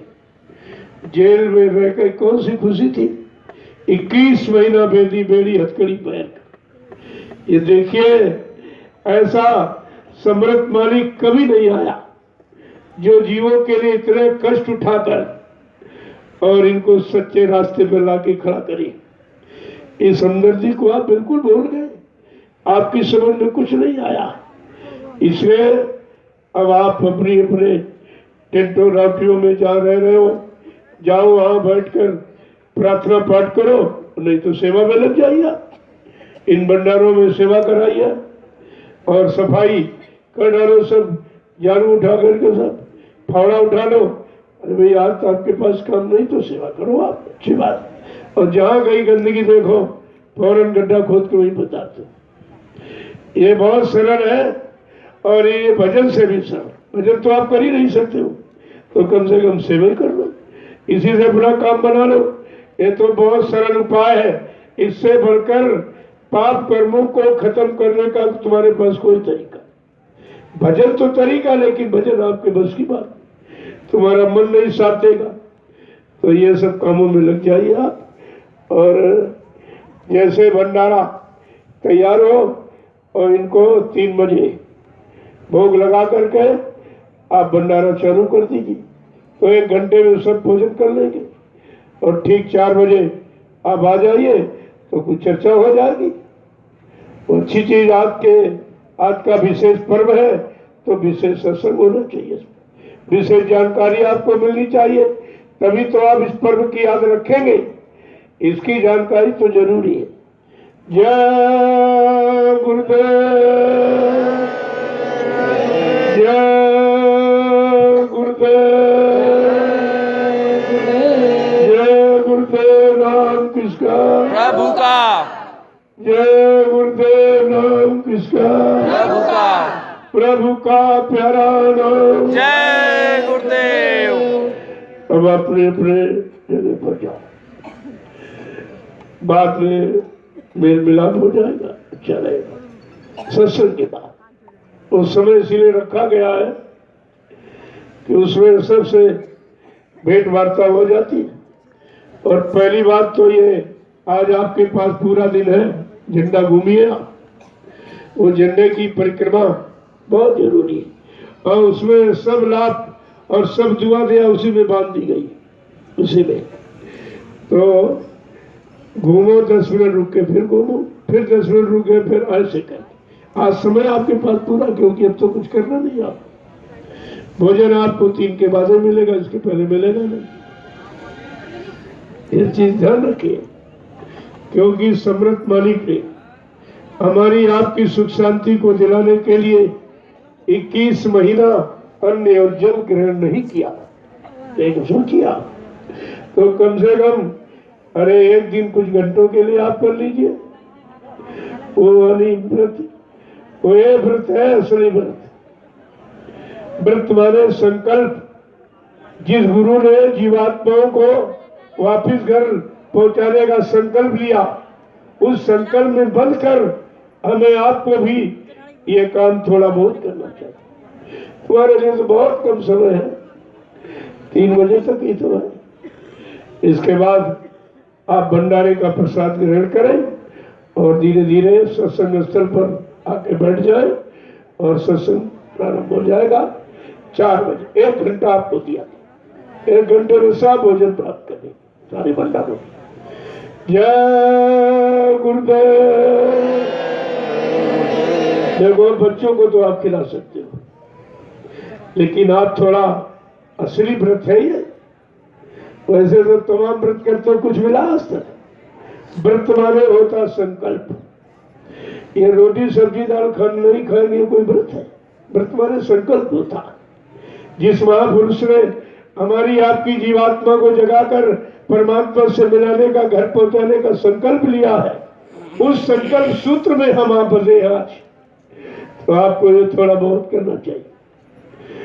और ये झंडा 31 मार्च को ठीक उसी सम्मान के साथ प्रार्थना पाठ करके, पूजा करके आप उतार के इसको बक्से में रख दीजिए। ये हमेशा नहीं, हमेशा वाला तो अलग है जो लगता है, लेकिन ये झंडा 31 मार्च तक रहेगा। और उसको सम्मान के साथ ठीक इसी समय पर 6:55 पर इसको आप उतारे और प्रार्थना पाठ के साथ मतलब इसको बक्से में रख दें। और उस दिन बैठ करके अपना सामूहिक सत्संग भी कर लिया कर। सत्संग का मतलब भाषण स्पीच नहीं है, 1-2 प्रार्थनाएं बिरे भरी। अगर कोई पुरानी पत्रिका है तो उसको पढ़ के प्रेमियों को सुना के उनमें प्रेरणा भर सकते हो, और नहीं तो 1 घंटे पूरा सुमरन ध्यान बचे। ये है। उसके बाद भोजन करिए, प्रसाद बांट दीजिए। प्रसाद जो भी बनाया हो बड़ा मोटा बही बांट दीजिए आप। ये तो आप 31 तारीख कर सकते, यही हमेशा रखो। कोई भाषण स्पीच का काम हम नहीं है। वो तो जानकारी देने का समय था, जिनसे जानकारी दिलाई गई उनमें सब अहंकार आ गया, वो सब वक्ता प्रवक्ता बन गए, सब अहंकार लाद लिया, किया कराया कुछ नहीं, अहंकार और लाद लिया। तो कहा रे भाई ये सब बंद करो। तो 1997 में आपके लिए आदेश हुआ था कि सब लोग सामूहिक भजन में लग जाओ। आज के बाद जितने आगे का समय समा रहा, ये सब भजन वर्ष समय के बिताइए आप। तो कुछ दिन आपने गुरु आदेश माना, जगह जगह सामूहिक भजन शुरू हो गया। लेकिन जो वो चाटुकार थे उन्होंने देखा अरे ये तो बाबा जी ने बड़ा गड़बड़ कर दिया, हमारी आमदनी का स्रोत ही खत्म कर दिया। फौरन वो चाटकारों ने अध्यक्ष मंत्री बनाने शुरू किए और वक्ता बनाने, और उनको दौड़ाया, कहा जाओ जाओ ये सब बता के आइए और वहां से पैसा लाइए, 60% हमको दो और 40% तुम खा जाओ। ये कमीशन एजेंटी वो पहले से भी और आज भी चल रही है, आज भी वही हो रहा। तो इससे कुछ मिलने वाला नहीं है, बल्कि जिनका ले लोगे कई जन्म लग जाएंगे वो कर्म कर्जा उतारने में आपका। तो इसीलिए मना किया गया था कि ये संतमत है, ये करनी का विषय, कथनी का बकनी का नहीं है, करनी का विषय। करनी करो मार मंडालो, इंद्री भोग विसारो, इतना काम करो तुम अब की, फिर आगे की सतगुरु जाने। अरे इतना तो शरीर में रह के आपको करना है। इसके बाद जो सतगुरु ने अपने काम का दावा किया वो काम अपना करेंगे, लेकिन तुम कुछ तो बात माने, आप कुछ तो आदेश का पालन करिए। इतना सरल कर दिया कि आपको समझ में कुछ सरल माने एकदम खत्म कर दिया, कुछ उसको समझे नहीं आपने। तो इसलिए ये भजन वर्ष जितना समय है लीला का सब भजन वर्ष, ये भजन वर्ष समझ के करते रहोगे तो आप लीला का लाभ प्राप्त करोगे। लीला तो लीले है और हर युग में है, ऐसा नहीं है, ये नई बात नहीं है, लेकिन काम नया जरूर है। काम नया है, नाम नया है, और धाम पहुंचाने वाले का शक्तिशाली वो मालिक भी आपके लिए नया ही है तो पुराना, लेकिन तुम्हारे लिए नया ही है। तुम्हारा काम हो जाए, तुमको अपने काम का निशाना पक्का रखना चाहिए। इधर उधर बातें सब छोड़ो, सब झांको ताक का सब बंद करो, इससे कुछ होने वाला नहीं है। जो भी मौका मिले फौरन अपना ध्यान पर बैठ गए, कभी भजन पर बैठ गए, कभी सुमरन पर बैठ गए, कभी कोई पत्रिका उठा ली जो पुरानी क्या पहले कहा गया क्या सुनाया, उन वचनों को याद करो। इससे बड़ा और तरीका क्या? और तुम करते बढ़ते कुछ नहीं हो और भाषण में लग गए तो इससे और तुम्हारा नुकसान हो जाएगा। जहां जाओगे जिनका खाओगे वो भार अलग, और जो पूजा पा कराओगे उसका डबल चार्ज। और नुकसान कुछ काबिल तुम हो नहीं, और वो करवा रहे हो तो इसका तो हो गई है सब। आपको सब तरह से सच्चाई, अच्छाई और लाभ के लिए आपको मना किया जाता है। जिन लोगों को हमने मना किया और वो सब संगत छोड़ के भाग गए, अरे गाना बड़ा गलत कर दिया, इन्होंने तो आमदनी का जरिए खत्म कर दिया। अरे हमने कहा क्यों मजा ला दे रहे हो प्रेमियों का, तुम उस काबिल नहीं हो, वो काम तुम्हारे बस का नहीं है। पहले तुम अपना काम पूरा कर लो, जब पूरा कर लो और तब अगर गुरु आदेश दे दे, इशारा कोई प्रेरणा, तो आप करिए, उसका लाभ आपको मिल जाएगा। लेकिन ऐसे नहीं, कुछ किया कराया कुछ नहीं, और भाषण स्पीन समय खराब कर रहे। ये कलयुग में संत मत में तो भाषण बिल्कुल ही नहीं, वहां तो एकदम मत बोल, काम मत बोल, लेकिन हर चर्चा में खोल। हाँ, खोलने का आदेश है जवान का। गुरु चर्चा, जो गुरु ने हरि और परमात्मा को पाने की युक्ति दी है, वो चर्चा तो आप कर सकते हो, बाकी नहीं आपको बोलना। जब कुछ किया नहीं है, पाया नहीं है, तो क्यों लुटाने के चक्कर में? लूट लेंगे लोग, तुम्हारा खाली कर देंगे। फिर तुम ऐसे जैसे ऋषि मुनि आए और हट से तपस्या की, और तपस्या करके कुछ थोड़ा बहुत उनको आकाशपिंड का वो प्रकाश कुछ मिला, और उसी में बौखला गए, कहने लगे हम ब्रह्मास्मि, मैं ही ब्रह्म हूँ। तो मतलब किसी को आशीर्वाद और किसी को श्राप दे करके वो सब शक्ति खत्म हो गई, और मरते दम एकदम साधारण रह गए, जैसे थे वैसे रह गए। लेकिन संत मत में सदगुरु दयाल ने शोध किया कि जब उस युग का बड़ा अच्छा व्यक्ति, उम्र वाला त्यागी तपस्वी, जब वो नहीं बच पाया, उसका सब लुट गया यहाँ, तो कलयुग का जीव तो बहुत कमजोर, इसके पास कुछ है ही नहीं। तो उन्होंने कहा तुम खोलना मत, मुंह बंद रखना, कथनी और बकनी ये सब तुम्हारे लिए हानिकारक है, और कलयुग में रखा करनी, करनी करो और मार मन डालो और इंद्री भोग विसारो, और इतना काम करो तुम अब की, और फिर आगे की सदगुरु जाने। इतना काम मनुष्य शरीर में आपको करना, इतना ही करने के तुम्हारे पास समय कहाँ है, इतना करने के तुम्हारे मन में क्षमता कहाँ है? तो दयाल से दया मांगते रहो। दया कब मिलेगी? जब आदेश का पालन करोगे, उनके बताए सिद्धांत पर चलोगे, तब दया मिलेगी।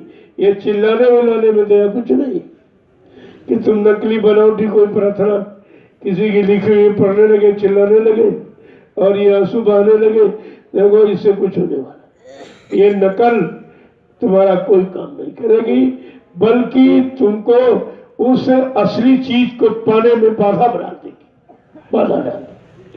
छिपा के करो चुपचाप। अरे 2-4 रुपए होते वो भी छिपा के रखते, ये नकली दौलत, वो असली दौलत है, उसको तो बहुत छिपा के रखना चाहिए। अगर कुछ कह दिया तो सब चला जाए, क्योंकि रोकना भी मुश्किल है, इसीलिए तो आपको दिया नहीं जाता। कहा है कि नाम दान मैंने दिया, ये मेरा धन है, तुमको कमाने का अधिकार, खर्च करने का कोई अधिकार। और जो भी तुम कमाओगे सुबह शाम आत्मा के घाट पर बैठकर 10 मिनट, 15 मिनट, आधा घंटा, पौन घंटा, वो सब मेरे खाते में आएगा। तुम्हारा खाता नील रहेगा, नील। जब नील है तो तुम खर्चे क्या करो? बहुत सोच करके ये सब व्यवस्था बनाई गई कि कलयुग का जीव तो कोई रोक ही नहीं सकता, कुछ बर्दाश्त नहीं कर सकता। दे जाकर दे दिया जाए तो रख नहीं पाओगे, तो देगा ही क्यों? तो समर्थ है, सब जानता। वो तुम्हारा जो कर रहे हो अपने खाते में, और वही तुम्हारी कमाई धर्मराज दरबार में जब तुम्हारी रूह जीवात्मा को खड़ा किया जाएगा तो फौरन यही गवाही होगी, इसने ये किया, ये किया, ये किया, इतने नाम की कमाई, आदेश का पालन किया, ये सब आपका। ऐसा नहीं, जो भी रखा गया तुम्हारे हित में रखा गया। तो आपको ये सब चीजें समझ के रखनी चाहिए, और चुपचाप घर गृहस्थी परिवार में रहो। कोई साधु तो बनाया नहीं जाता किसी को, और साधु का मतलब भी कुछ नहीं। अगर तुम घर छोड़ के चले गए कहीं और किसी का खा लिया, किसी के बनाई व्यवस्था में रहे और कपड़ा ले लिया, खर्चे ले लिया, इतना तुम कहाँ कर पाओगे भजन? ये सब उसी में कटौती हो जाए। इसलिए संतों ने शोध किया है कि कलयुग का जीव कमजोर तो घर गृहस्थी परिवार में रहेगा, अपना 8 घंटे मेहनत करो और शाम को कोई काम तुम्हारे पास नहीं, सोने के पहले और भोजन के पहले इसी मनुष्य रूपी मंदिर में बैठकर आधा घंटा, पौन घंटा, 1 घंटा, जितना तुम्हारा मन साथ है, आप नाम की कमाई करिए। वो कितना सरल, इतना सरल किसी ने नहीं। ये असली पूजा है, ये आत्मिक पूजा, असली पूजा, और शरीर इंद्रियों की नकली पूजा। उससे आपको मिलेगा, लेकिन काल का सामान मिलेगा, और भजन करोगे तो दयाल की दया मिलेगी जो तुमको तुम्हारे घर पहुंचाएगी। ये सब चीजें आपको ध्यान में रखनी चाहिए। तो आज का पर्व खाने पीने का तो नहीं है। देखो कैसा अनोखा पर्व। अन्य पर्व में सवेरे से लोग खाना शुरू कर देते, ये ऐसा पर्व कि आपको 3 बजे के बाद भोजन मिलेगा, पहले नहीं मिलेगा। इसको भी देखिए आप, तो तुमको एहसास कुछ नहीं होगा। ये भी दया है कि 3 बजे तो तुमको एहसास नहीं होगा, तुमको भूख सताएगी नहीं। लेकिन जब खाली बैठोगे तो खाली मन तो शैतान का घर होता है, वो तो तंग करेगा, परेशान करेगा। लेकिन जब किसी सेवा में लग जाओगे और या चर्चा में या मतलब प्रार्थना पाठ में, तो फिर समय निकल जाएगा, पता नहीं चलेगा। जय गुरुदेव, जय गुरुदेव,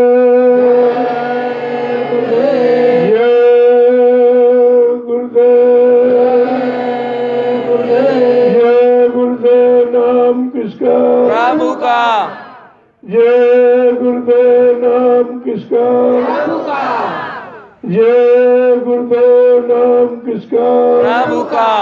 प्रभु का प्यारा नाम। जय गुरुदेव। अब अपनी अपनी जगह पर जाओ और ये ध्यान रखो कि आज का पर्व तुमको दया लेने का है। दया कैसे मिलती है? जब किसी के आदेश हुक्म का पालन करोगे, किसी को याद करोगे। अरे याद का उल्टा दया, दया का उल्टा याद। तो याद करना ही तो दया पाना है। और बाकी लोग सेवाओं में अगर मन नहीं लगता है, पहली बात तो भजन में नहीं लगता तो सेवा में लग जाओ।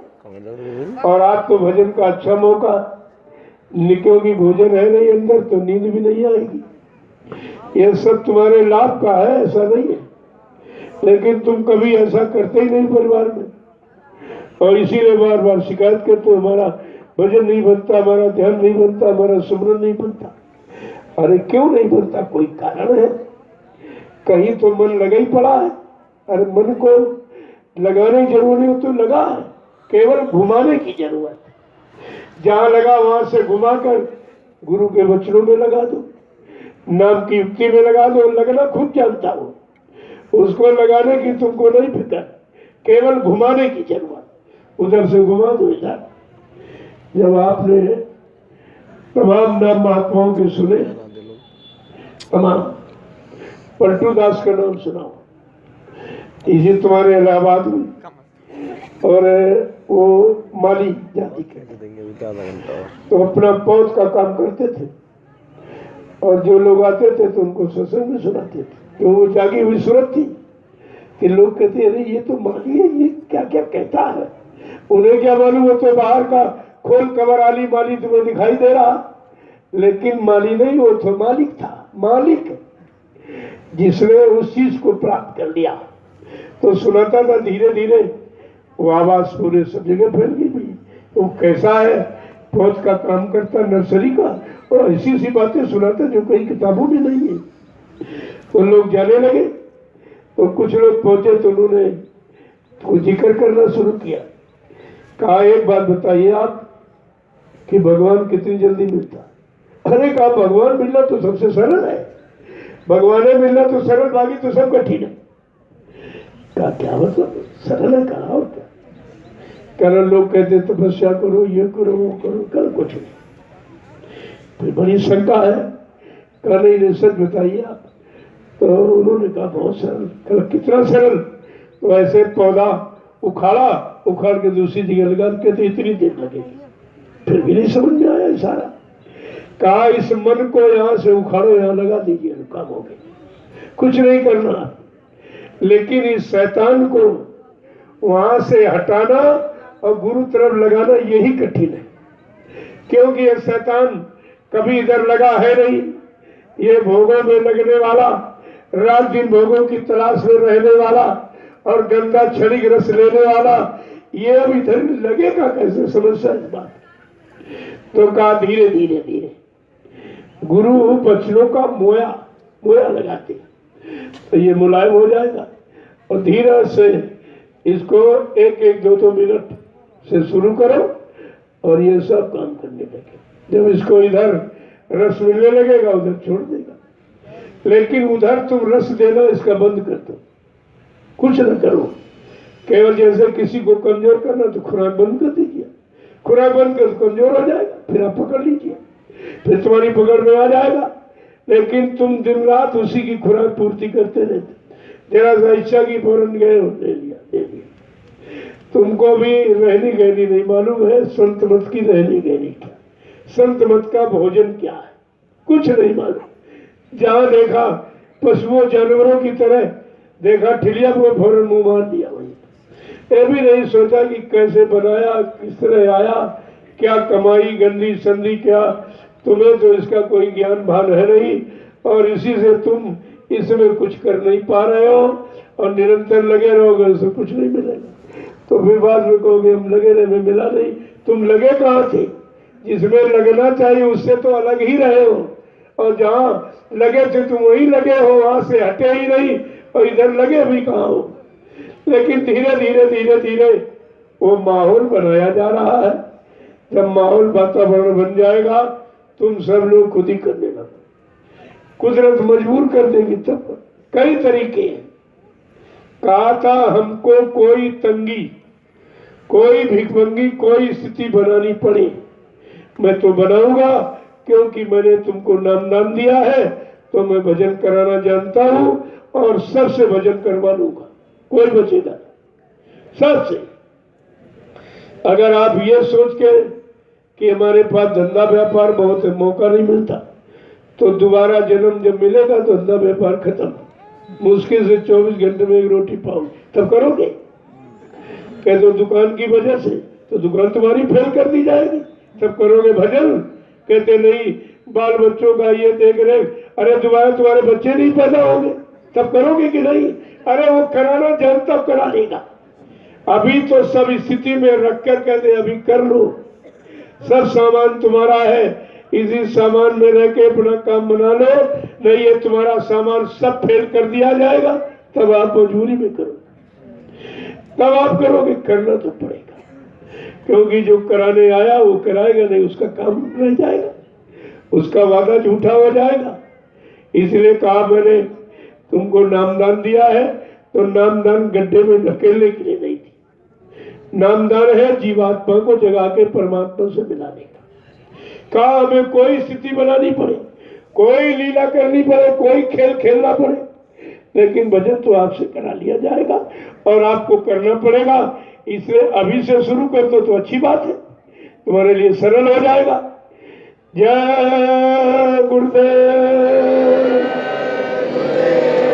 अब आप लोग जाइए और अपने अपने टेंट टॉपियों में जहाँ स्थान आवास बनाए हो वहीं पर बैठ के तो चर्चा प्रार्थना पाठ करो बैठ कर, और नहीं तो सेवा में लग जाइए। तमाम तरह की सेवा, कोई कमी नहीं, आप पूछना नहीं, तमाम सेवा, कोई सेवा में लग जाइए, क्योंकि 3 बजे तक आपको समय निकालना। चलो इसी तरह पर निकल जाएगा, अच्छा रहेगा। और इसके बाद जैसे 3 बजा भोग तैयार, भोग लगेगा और उस भोग का प्रसाद हो जाएगा। तो इसे भोग नहीं प्रसाद बनवाया जाता, गुरु सदगुरु दयाल की दया शामिल की जाती, उसको भोग तो कहना नहीं चाहिए, भोग तो भोगी को लगाया जाता और योगी को भोग थोड़ी लगता, उससे दया दुआ ली जाती, प्रसाद बनवाया जाता और ये प्रसाद तुम्हारी तमाम बीमारियों को खत्म कर देगा। यही भी प्रसाद जो घर में खाते हो यहाँ खा देखिए आपको अंतर दिखाई देगा तुरंत।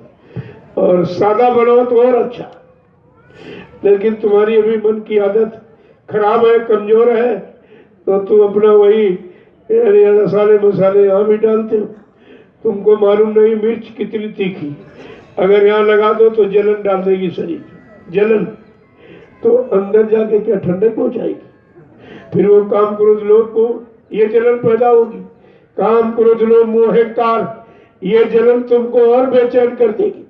तुम बात तो समझते नहीं हो। तो ये भोजन का बड़ा असर होता। संत मत के प्रेमियों को चाहिए एकदम सादा ठंडा भोजन, जिससे मन में कोई विकार पैदा न हो, मन विकृत न हो, ऐसा भोजन आप करिए तो कुछ भोजन से लाभ, और कुछ जब भोजन करोगे तो साधना में मन लगेगा, जब शांत हो जाएगा तो लगेगा ही।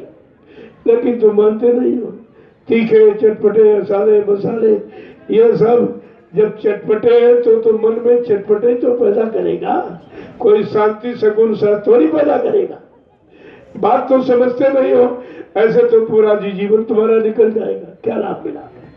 तो धीरे धीरे जब से नाम दान लिया, ये समझो जो मैं पहले था अब नहीं, तब तो नाम दान का लाभ है आपको। अब पहले से उससे ज्यादा और खराब यहाँ हो रहे हो, तो क्या खराब बनने आए कि अच्छे बनने आए हो?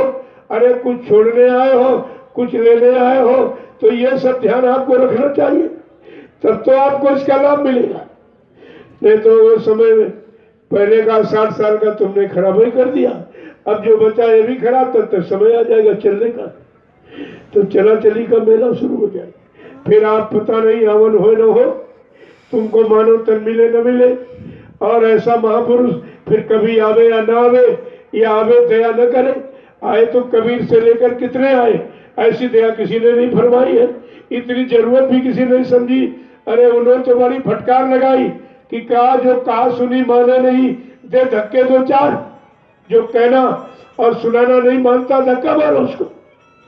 लेकिन जो समर्थ मालिक आया वो कहता नहीं, इनको गले लगाओ। धीरे धीरे धीरे धीरे ये प्रेम प्यार मोहब्बत से सब ठीक हो जाएंगे, सब समझ आ जाएंगे। इसलिए बाबा जी ने अपने जीवों के लिए 1000 वर्ष का समय रखा कि 1000 वर्ष के लिए अपनी तपस्या त्याग के बल पर 1000 वर्ष के लिए सतयुग ले आऊंगा, और जितने प्रेमियों को नाम दान दिया है इन सब को इनके घर पहुंचाऊंगा। तो कहा चाहे अब की बार में चले जाओ, चाहे बाद में आ जाओ, फिर मार खा के आओ, फिर मार के खाओ, लेकिन ये करना पड़े। सदगुरु 7 जन्म तक पीछा करता, छोड़ता नहीं है। उनका तो यह संकल्प है, जिसको पकड़ लेता हूं कभी नहीं छोड़ता, और जिसको देख लेता हूं कभी बोलता नहीं। 2 चीजें तो स्पष्ट है। तो कहा अगर रहते रहते काम बना लो, अब की बात तो सरल है, अब फिर तो बहुत कठिन हो जाएगा, फिर तुम्ही को सब करना पड़ेगा। अभी तो तुमको दया में रखा गया कि कुछ तुम करो और कुछ हम करो, कुछ मालिक की दया हो जाएगी, आपका काम बन जाए। अभी सरल है, और इसमें अगर लापरवाही करोगे तो आगे बहुत कठिन हो जाएगा, वो फिर बहुत मुश्किल हो जाएगा। इसलिए सब आपको ध्यान में रखना है। और सतयुग योगी सब विज्ञानी करी हरि ध्यान, तरे बहु प्राणी। कब तरेंगे, कब पार जाएंगे, इसीलिए सतयुग लाया। कलयुग में नहीं है कुछ, कलयुग में कुछ नहीं, सतयुग में। अगर कलयुग में होता तो सतयुग लाने की क्या जरूरत थी। सतयुग इसीलिए ले आया जा रहा कि सबके सत्य विचार, सत्य देखना, सत्य सुनना और सत्य ही करना, ये सब जब आ जाएगा तो यही सतयुग है, और उसमें तुम्हारा काम जल्दी हो जाएगा। अगर अभी सब यानी सत्य विचारधारा में आ जाओ तो अभी काम शुरू हो जाएगा। वो तो तुम्हारे आने की देर, आ जाओगे तो चले जाओगे, नहीं आओगे यहीं पड़े रहोगे, कभी नहीं घर जा सकोगे। देखो ये सब विचार आपको रखना चाहिए था। तो आज का दिन बहुत ही महत्वपूर्ण है। एक एक पल घड़ी को आज संभाल के रखिए और गुरु चिंतन में लगाइए, तो दया पूरी आपको मिलने लगी। पूरा लाभ है आज लेने का। अब तुम्हारे पास लेने की क्षमता होनी चाहिए। अरे भाई कुछ नहीं तो सेवा ही करो। अगर भजन सिमरन ध्यान में मन नहीं लग रहा तो सेवा में लग जाओ। तमाम सेवाएं, ये भोजन बनेगा, इसको परोसने की सेवा, खिलाने की सेवा, पानी पिलाने की, पत्तल उठाओ और एक जगह पर रखो, आग लगा दो उसको, बिल्कुल गंदगी कोई नहीं है। ये भी तो सेवा है, बहुत बड़ी सेवा। भगवान कृष्ण ने जब वो यज्ञ किया गया तो उस यज्ञ में कहा भाई सब सेवाएं तो सबने ले ली, लेकिन कहा इतने लोग आएंगे यज्ञ में तो उनका ये जूठन और पत्तल ये झाड़ू ये कौन करे? कहा ये मैं करूँगा।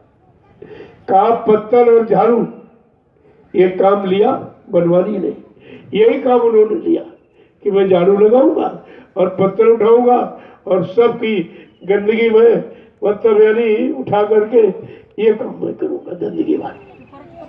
आज उनकी पूजा हो रही है। तुम इस बात को नहीं समझते हो, केवल सीताराम राधे साहब चिल्लाने के चक्कर में पड़े हो। इससे कुछ नहीं होने वाला। चिल्लाने से नहीं, जो उन्होंने किया वो तुम भी करो। तुमको भी मानव तन मिला हुआ और तुमको उससे उनसे अच्छा समय मिला। वो तो केवल अपने लोग से आए और काम किया, यहाँ इतिहास बन गया और पूजा हो रही, लेकिन उनकी जीवात्मा न जगी न अपने घर पहुंची, वो भी नहीं गई, वो भी सब कोई जा नहीं पाया। वो तो सदगुरु दयाल जब आएगा, जिनको ले जाने का अधिकार, जब वो आएंगे वो तुमको युक्ति देंगे और वही अपने बल पौरुष से ले जाएंगे, पहुंचाएंगे। बाकी इस सृष्टि में किसी का काम नहीं। सब यही तो बेचारे सीमित रह गए। एक मौका आपको मिला है, आप उसका लाभ उठा लीजिए। जय गुरुदेव।